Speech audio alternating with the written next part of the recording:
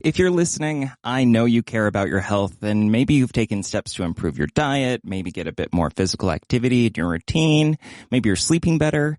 But a person's health is more than just physical. It's mental as well. You're listening to Who Cares About Men's Health, where we aim to give you some information, inspiration, and a different interpretation of your health. I'm producer Mitch. Scott, Troy, and I are having a little bit of a summer break. In the meantime, we've put together some best of episodes highlighting some of our very favorite moments over the past 145 episodes.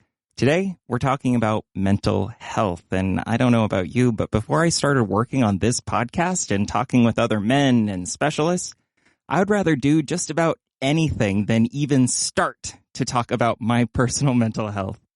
I, like maybe plenty of men out there, was raised with a certain idea of what a real man was, and real men don't talk about their feelings to anyone, never, ever, ever. But to get serious for just a moment, this approach to mental health just may be killing us guys.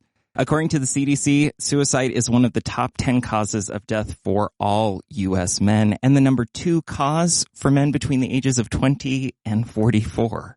Additionally, American men have been shown to be 4 times more likely to die from deaths of despair than women. And deaths of despair include not only suicide, but drug and alcohol overdoses, all things that happen with bad mental health. And just like any other aspect of our health, we can take active steps to improve our mental health, and it can not only prevent some potentially deadly consequences down the line, but it can also help you live a more extraordinary life. In fact, mental health is so important to men's health, and because many men like myself who may be lacking in some knowledge or tools on how to improve it, we're going to make this episode a 2-parter. We're going to start today with a bunch of what we like to call tools for your mental health toolbox. These are just some simple mental strategies and techniques that you can try out right here, right now, as you're listening to minimize stress, be a little more present in your life, and it might just be a first step towards improving your own mental health. Now let's start with the basics, all the way back on episode 7. What is mental health anyway? Licensed clinical social worker Kevin Curtis gave Scott and Troy a primer about mental health and why it's just so important. What is mental health? Kevin Curtis, it's kind of a term that's thrown around a lot, right? But what is it really? Right. So, I mean, if you think of the analog of physical health, you're talking about so many different things, right? You're talking about your muscles, you're talking about your internal organs, you're talking about all of these different systems that work together. When we talk about mental health, or at least when I talk about mental health, I'm talking about the state of our thoughts and the state of our emotions, and making sure that we're taking care of that. And so are we having thoughts that are useful to us? Are we having thoughts that impact our ability to function in life? And is our emotional state supportive of us, meeting our goals, or is it a barrier to doing the things that we want to do in life? Yeah, just like is our physical body able to meet the goals we want to meet? Sure. For some people, it's playing with their kids. For some people, it's socializing. Mm-hmm. And it's a lot tougher. I mean, obviously, our physical body changes become very obvious to us sometimes when we look in the mirror, but mental health, not so obvious sometimes. No, it's really not.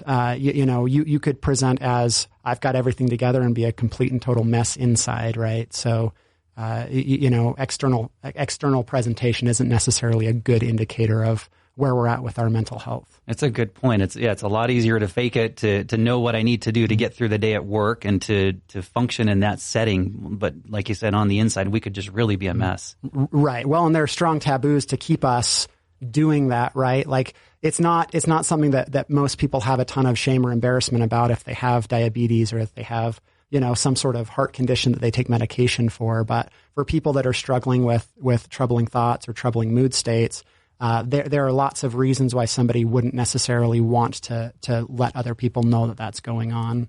Like for me, I don't talk about stuff like that because I'm like, who really cares? Like nobody cares about my problems or my thoughts, right? But you're right. I mean, I don't know how many times I've told the story about hurting my hamstring and how much sympathy I get for this. But how often do we really want to talk about, our mood and how we're feeling? Maybe sometimes we're willing to open up about those things, but it is sort of taboo. Is that a man thing or is that a people thing? Is it equally men and women? I would not say that it's equally men and women. I think that there's a generalized taboo that keeps all of us from talking about mental health, but particularly our culture reinforces that this is not something that men do. Men do not show emotion other than anger. That's socially acceptable to show anger, right? But we don't have a lot of social reinforcers for sharing our thoughts and feelings. And this is a kind of a fascinating thing to me because you're right. It's such a thing in our society that we don't talk about it. But I love history, and I studied history as an undergrad, and I just continue to love to read about history. But I read about Alexander the Great, and when his horse died, he didn't come out of his tent for a week. And it was just, this is Alexander the Great. Alexander the Great. You know, he faced so much emotion, and at that time that was acceptable. And those demonstrations of emotion were far more acceptable, I think, in many times in history than they are today. Sure. Yeah. The modern analog is, I think, that men can express, their emotions related to sport, right? That's one little area, where they can be in the presence of other men and express their emotion in a pretty open way. But it's not very common in other areas of life that men feel, generally speaking, able to talk about what's going on with them. I hope I don't get into the weeds with this, but does this cultural thing that we talk about then affect individual men's ability to even help another man, to even process it? Like, if I was to start talking about my mental health issues with another man, like, would they even know what to do? Oh, that's a great question. I don't think that's in the weeds at all. I mean, I recently had an experience with a friend that had lost a job, and as a mental health professional, going to that person to ask, how are you doing, was a really challenging thing for me, because it was kind of changing the nature of our relationship a little bit, right? Because that was not a part of our common language to talk about how are you doing. And maybe that's a big part of it. We're afraid of what we're going to find out if we start asking people, and we won't know what to do about it, or maybe we're afraid of what it's going to bring up in ourselves and what we're going to say. Talking with other men in my life about my mental state used to be a real struggle, just like the guys we're talking about. But it was actually this next bit of advice that Kevin shared that made it a whole lot easier for me to talk openly about my mental health.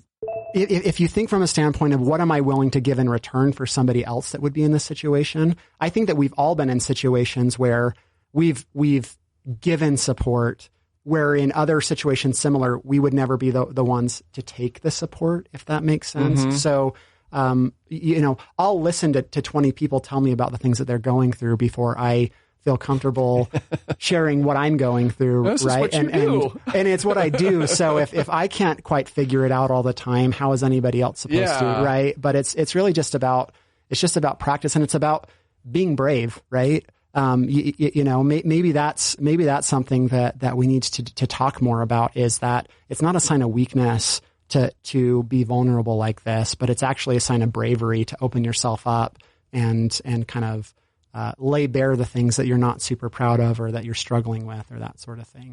All right, so talking to a friend is a good, simple way to improve your mental health. But even if just talking about our emotions is a struggle for a lot of men, even pros like Kevin Curtis, what are some ways that we can start strengthening our emotional side? Sure. So again, I think that our physical health is a good analog to this. What are the things that you do to keep your body healthy? And it's not too different for keeping your mind healthy, right? So we talk a lot about the importance of good routine. We talk about managing your hygiene, making sure that you're getting up every day, you're doing some sort of physical activity, you're showering, you're putting on clean clothes, you're putting good things into your body. Just developing good, healthy routines does so much for your mental health. I can agree with that from personal experience. Absolutely, yeah. So physical health does definitely lead to mental health. What about mindfulness? You hear about that a lot, or meditation, those sorts of things. Sure. Yeah, that is certainly one of the areas that we focus on in therapy is developing mindfulness practice. And really what that's about is detaching your thoughts from the emotion connected to the thoughts, right? So it's about creating a space where you're not thinking, where you're not feeling, where you're just present in the moment. And when you're doing that, you really begin to realize how much of your day-to-day functioning can be tied up in what came before or what's happening next, right? And that's really no way to live a life where you're constantly stuck between this push and pull of the bad things that have happened and the bad things that are going to happen. So mindfulness practice can be a really great way to stay focused in what am I doing now that leads to the future that I want to have. The other thing that I would add is if you're not feeling mentally right, if you're feeling like things are not going well, you don't have to be in a point of crisis to start thinking, might it be helpful for me to engage some professional help? You don't have to wait until your arm falls off before you go to see a doctor, right? So, it's that same thing. We've got to stop separating our physical health from our mental health, right? So when you start having those feelings and thoughts that things are just not going that great, it doesn't hurt to reach out and talk to somebody. Maybe the solution is medication related, but more often than not, it's really about just being able to talk to a professional. And we've already talked about this. It may not work to talk to one of your male friends, right? It may not work to talk to your spouse, but there's something magical that happens when you can talk to kind of a neutral party that's not invested in your life, that can maybe help talk through what's going on and maybe get things on a better track before it gets really bad. Next up, let's talk mental resiliency. When it comes to mental health, the academic definition of psychological resilience is the ability for a person to cope with or adapt to uncertainty, challenges, and adversity. Basically, how much we can handle all the things in life that stress us out, and those things that can ultimately be detrimental to our mental health. Think of improving your resilience like a preventative measure for your mental health. Nick Galley is an expert in psychosocial health and well-being in elite athletes. He helps these sports stars better handle some of the extreme stressors that come with that level of competition. And on episode 9, Dealing with Stress, Nick shared some of the strategies for resilience he uses in his own life and with his clients. Even strategies for those of us dealing with more everyday stressors compared to his usual clients. Nick, how about you? How do you deal with stress? You have a new child, you have a couple kids, you got a family, you've got a full plate at work. Lots of new stressors. Yeah. Good stress, though. Yeah. So I think I try to have a mix of, what I would call, structured set aside stress management activities. But I also think, and this is something that when I work with clients, sometimes just like with, exercise and eating, it's a lot to think about doing something new or separate. Even if it's for stress management, that can be stressful. So it's a mix of, maybe one or two structured things that you do, but also something that you can be doing as you walk through life, as you're doing the stressful things, just a different way of approaching them. So for me, it's exercise. If I don't get the exercise that I need in a week, I'm definitely grumpier. I don't have as many good ideas. I'm just a worse person if I don't exercise. And then, I'm a reader and, I do, there are some Netflix shows that I'm drawn to. So even though I've got the kids and sometimes bedtime's late, I always make sure I have an hour at the end of the day to either veg out and watch a show or do some reading or both. So those are my structure. But then, I've really taken to this idea of self-compassion, and that was put forth by a psychologist named Kristen Neff, wrote a really good book about it. And this is what's helped me more in my day-to-day is that when I'm feeling stressed or overwhelmed, remembering, first being mindful of that, and maybe we'll talk about mindfulness and just being aware of it, being with it. Second, recognizing that there are millions more people like me dealing with similar things or worse, and it's just life. And I'm not alone. I know that at least with what I go through. And then third, just making sure that, and this is something that comes, I try to practice what I preach with my clients, having good conversations with yourself. And what I mean by that is being productive in how you talk to yourself, thinking about how you would want other people to talk to you during those times. So that's how I've tried to integrate stress management into my life. I took a class with Nick and, he was my instructor. I didn't take it with him. There was an exercise. I love this exercise about this talk. I just want to pull this out a little bit. He asked us to think about a time we screwed up, like really, really bad. And then think about what we said to ourselves in our brain. You're so stupid. How could you and then we had to turn to our partner and say that out loud to them at scale that we set it to ourselves. Couldn't do it, which really highlighted how terrible we can be to ourselves in a way that we're not to other people. So that was very kind of paradigm changing for me. I try to help clients make sure that they have a rational view of their stressors. So, I think just talking to someone about it, not with the expectation that they're going to solve the problem, but just somebody who's a good listener and talking it out. Some people like to journal. Journaling can be really useful. Yeah, I do morning pages. I forgot about that. I spend a half hour and just do this brain dump of whatever I'm thinking and whatever I'm feeling. And a lot of times, it really, at the end of it, a lot of times I feel much better. And do you save that, or do you just brain dump and then delete it? Like, no, I want this gone. I don't delete it. Save it for later? No, I don't delete it. But where I learned this from said that you should not go back and reread. Although I used to journal as a kid, right? And I've read some of those as an adult, and I'm like, this stuff you were concerned about it's not a big deal. And as an adult, I do go back in my daily pages. I might go back to the last year and see what's going on. I mean, like, I was really worried about that. And it does help me have perspective going ahead.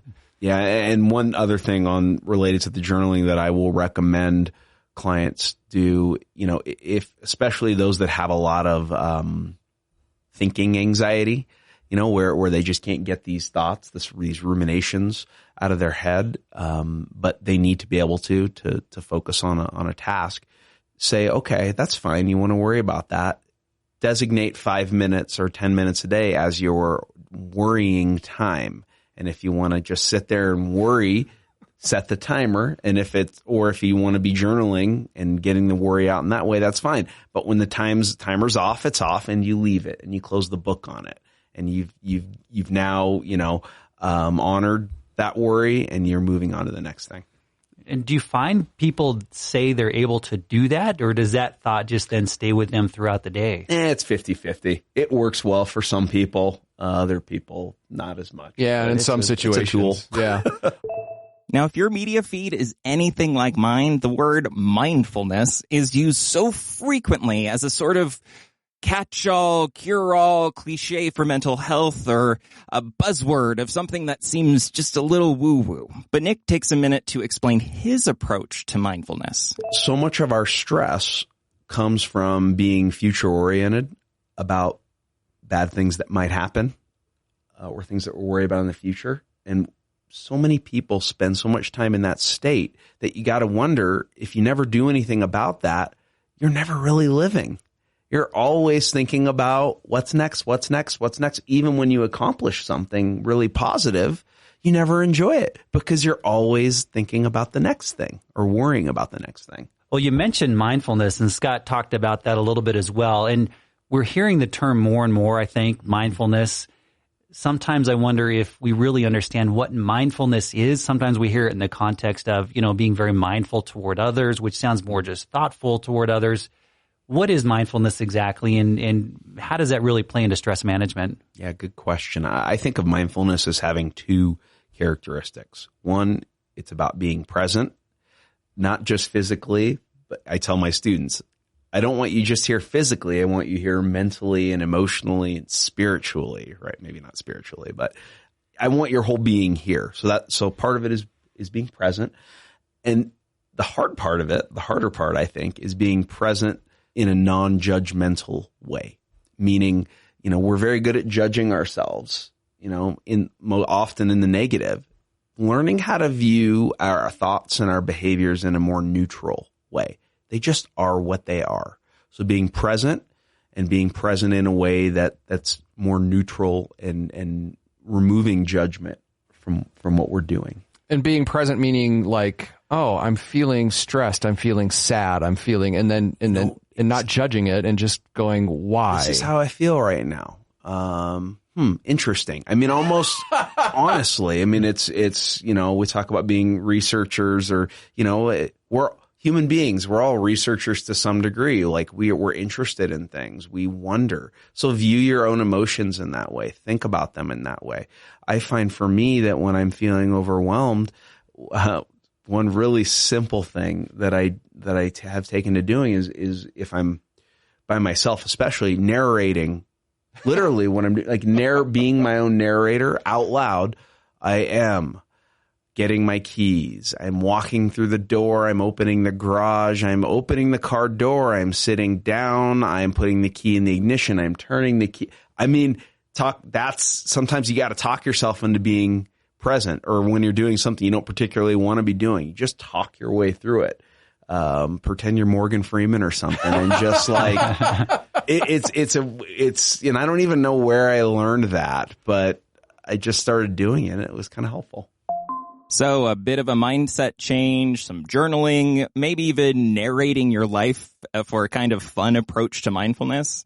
Hopefully there are some tools in there that can help give you a little bit more resilience and get you a little stronger against stress. But what can we do when stress is a little bit more than you can be resilient against? Listener Ben's stress was so severe, he was starting to experience panic attacks. So he took a big step to improving his own health and actually started working with a mental health specialist. On episode 39, 3 Tools for Your Mental Health Toolbox, Ben shares some of the basic strategies he learned to better manage his emotions and how he uses them in his day-to-day life. Ben has had a lot of success. Would you say you've had a lot of success with working with licensed clinical social workers to work through some issues in your life? I am not the paragon of mental health. Okay. None of us are. Yeah, right. But I am better than I was 10 years ago. Well, Nice. that's good. That's great. So I went in and saw an EAP, licensed clinical social worker, about I was experiencing panic attacks about a situation that was outside of my control. And so I went and met with him. And in the very first meeting, he explained to me that, because we were both men, and so I think he brought this up because this is a manly thing. He said, have you ever seen the videos of Navy SEAL training, right? Where it's the Navy SEALs, they're like lifting up logs and they're sitting in the ice cold water. And every once in a while somebody goes up and rings the bell because they can't take it anymore and they're out of the selection.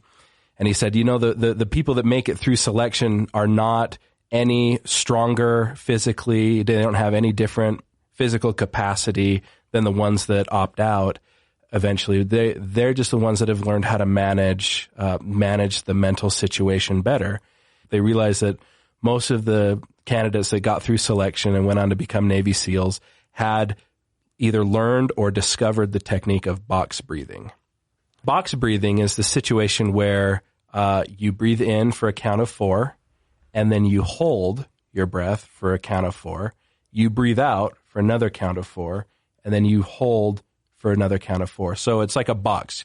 The side going up is breathe in for a count of 4. Going across is holding for a count of 4. Breathing out is going down for a count of 4, and going back across. And so that you kind of picture a box.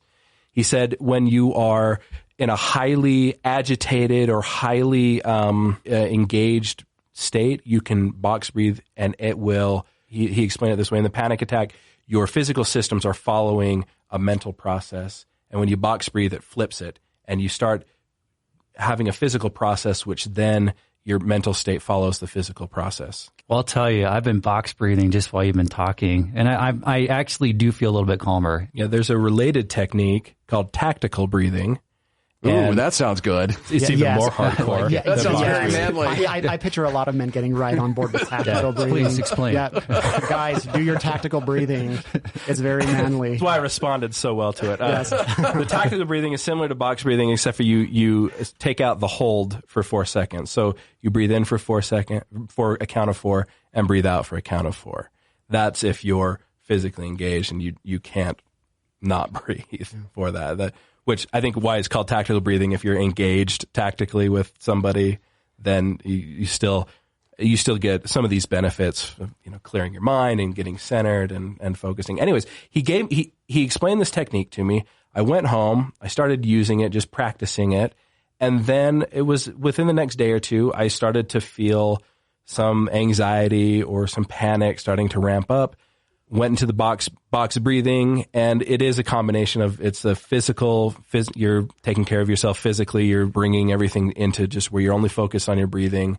And then it helped me to become a little bit more circumspect and think about, just take an inventory of like, okay, what's happening? What am I thinking? What is creating these feelings of anxiety while I'm box breathing? and it really helped. In fact, it's something that I use now that my wife and I have children, use that with my kids. Like, okay, let's box breathe. And the younger ones, I hold up 4 fingers and pretend they're candles, and you have to blow out these candles when you do it. So that's, it seems to be a technique that's worked really well for me. Hopefully you took a minute to try out one of these breathing techniques while you were listening. If not, I really suggest giving it a try sometime today and see if it works for you. It works for me pretty regularly with my anxiety. Now, for the next strategy, Ben shared an acronym that the guys were pretty excited about. It's an acronym, which we all love, and the acronym is BLAST. It's yeah. it's very So good. Tactical breathing, blast, Pow! contact left. We got destroy. All right. So BLAST is the acronym, and this is maybe something to use if you feel you're things are getting maybe a little bit overwhelmed. One of the therapists that I've seen over the years has said, like, you will make your poorest decisions when the BLAST conditions are operational, one or more of the BLAST conditions. And the BLAST conditions are: B is for bored, L is for lonely, A, angry, S is stressed, and T, tired. And he added an H on the end of that for hungry. So BLAST H.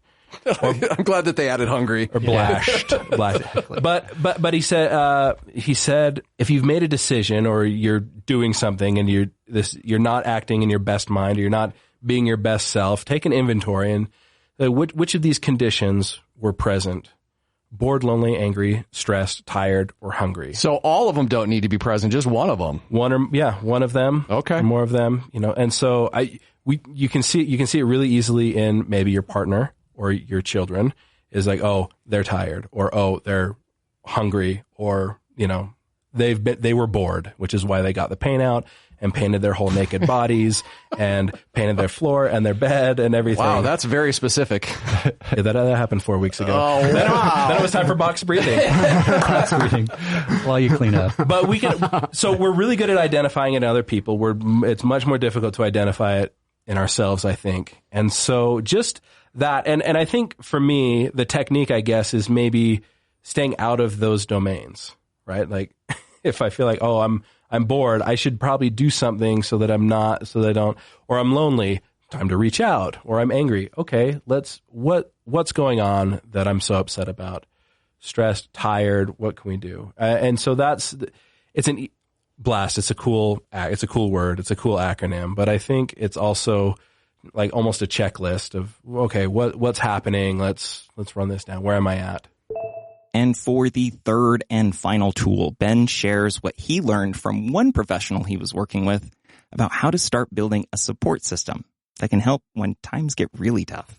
But she did say something that was really helpful. She said, I want you to create a network of support, which was something that I had not really considered. Is like you have like a therapist client relationship, but like you can also create your own mental health scaffolding with people around you that you trust. And she said, I want you to pick 2 people and reach out to them this week and tell them what's going on, and that you don't need them to do anything but just to know. And I think that's an important piece too, is like, you don't want to maybe meet with somebody, invite a friend to lunch and say, I'm really struggling and I got this going on. I just don't know if it's all worth it. Like, your friend is your friend. Your friend is like not maybe prepared to give you any kind of solution. But if you frame it with, hey, I'm just telling you this is where I'm at. You don't need to do anything about this. I just need to let you know. That was a new concept to me. And so that week I went out to lunch with my dad. I went out to lunch with a friend, and I said exactly that. I said, I asked you to lunch because I want to tell you what's going on with me, and I just need you to know. I don't need you to do anything for me. What was your lead-in sentence for that? Like, I need you to know this. That was my lead-in sentence. And I was at the gym today, and then you just kind of kicked into the story? I didn't get even into the details. I just said, hey, here's how I'm feeling about myself, and here's how I'm feeling about life right now. And it wasn't even about, like, I was disappointed that I got in this altercation with this person. I said, I just feel low right now. And I just want you to know, and like, you're important to me, and that's it. And that was, I mean, Kevin, you were the other person that I reached out to.